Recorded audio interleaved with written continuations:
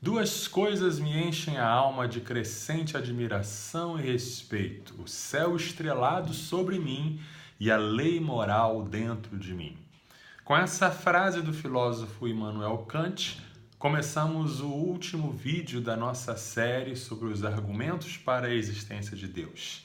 Sejam bem-vindos ao canal Somos Universitários Missionários, e nesse vídeo eu vou falar sobre o argumento moral. O que é o argumento moral?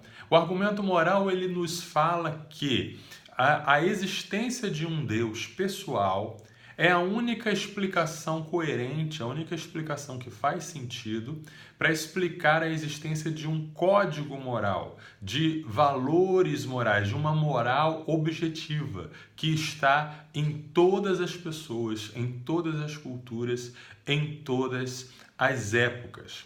Esse argumento ele é importante porque ele vai falar de algo que está dentro da pessoa, algo que ela sente profundamente dentro dela, mesmo que a sua racionalidade ou que os seus argumentos tentem negar, mas ela sente dentro dela que existe um certo e um errado, e que certas coisas são certas e certas coisas são erradas. E essa existência de um padrão moral, essa existência de leis morais, de um certo e de um errado, só podem ser explicados se entendermos que há um legislador absoluto, que é alguém que criou leis, que é alguém que é a fonte de toda a moral, de toda a ética, de tudo o que é certo.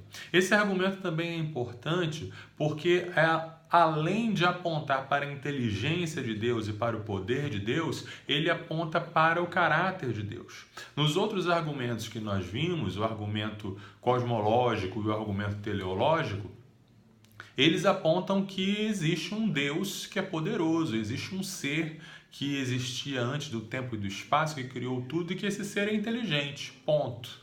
Mas o argumento moral vai falar que esse ser poderoso e inteligente também é bom e que a bondade dele é que é a base da nossa bondade, dos nossos valores. O argumento moral ele enfrenta duas críticas.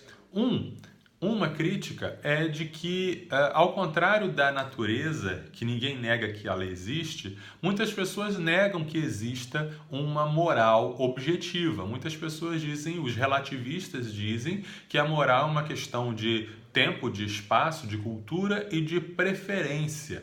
Porém, essa crítica não se sustenta porque ninguém consegue viver na prática o relativismo.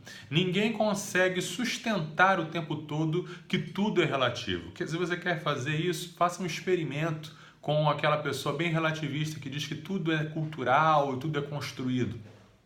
Pergunte para ela se o estupro é moralmente errado sempre ou se é relativo. Ela vai se encontrar numa dificuldade, porque ela sabe dentro dela que o estupro é errado em qualquer cultura, em qualquer situação.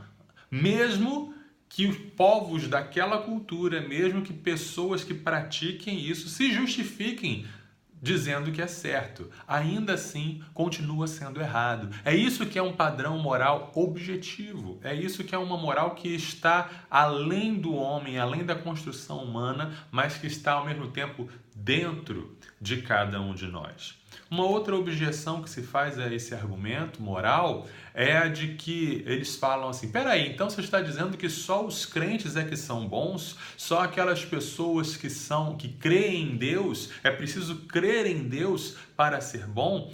E isso não é verdade, porque nós vemos muitas pessoas que não têm religião, vemos muitos ateus que têm valores morais e têm uma vida moral elevada, assim como a gente vê também cristãos, pessoas religiosas que têm uma moral péssima.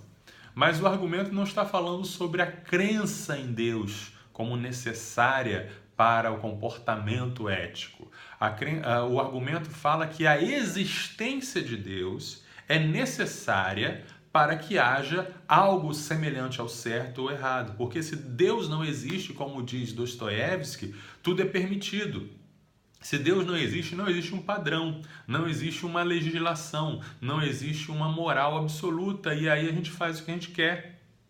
E ninguém pode julgar o outro, né? Seja por intolerância, seja por opressão, tudo perde o sentido quando a gente entra no relativismo. Então, essa consciência de que existem valores, existe o certo e errado, é por aí que você pode entrar para afirmar que existe um Deus que é a fonte de toda a moral, que é o supremo bem, que é a medida pela qual nós avaliamos todas as coisas. A ética flui dele e por isso nós somos seres éticos, ainda que falhemos o tempo todo em alcançar esses padrões. Espero que esse vídeo tenha ajudado. Curta, compartilhe, indique esse canal para os seus amigos. Isso vai ser uma coisa ética que você vai estar fazendo, ok? Que Deus abençoe. Até a próxima.